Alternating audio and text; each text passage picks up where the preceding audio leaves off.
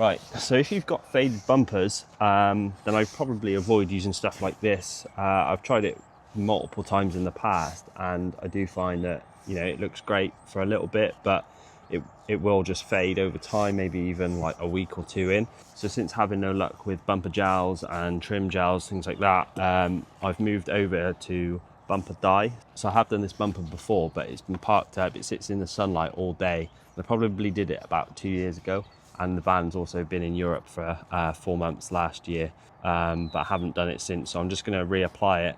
So it is a bumper dye. I may need to do 2 coats depending on how it goes in, but you can see here it's faded quite a bit. So you do need to clean the bumper. So I've given this a clean with soapy water and then just dried it off, made sure it's thoroughly dry, and then that's ready for the dye. So in this kit you do get the applicator, the cleaner, which is concentrate. I just used some soapy water, and then the dye itself. There is so much in here and it does go a really long way, so you don't need to use that much. So it's a complete kit. It's about £15 off eBay.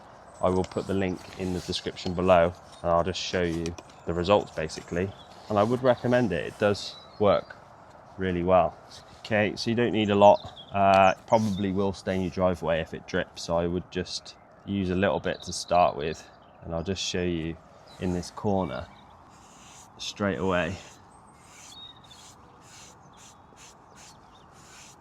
Just look at the difference. I've tried like oil and a heat gun in the past, which does look great, but it will fade quite quick. But I would probably work in like one way, just so if you do get any brush strokes, it doesn't look all crisscrossy. But I think if you've got a bumper like this, which is quite grey, I would probably use like 2 coats, just so then the second coat will infill those brush strokes.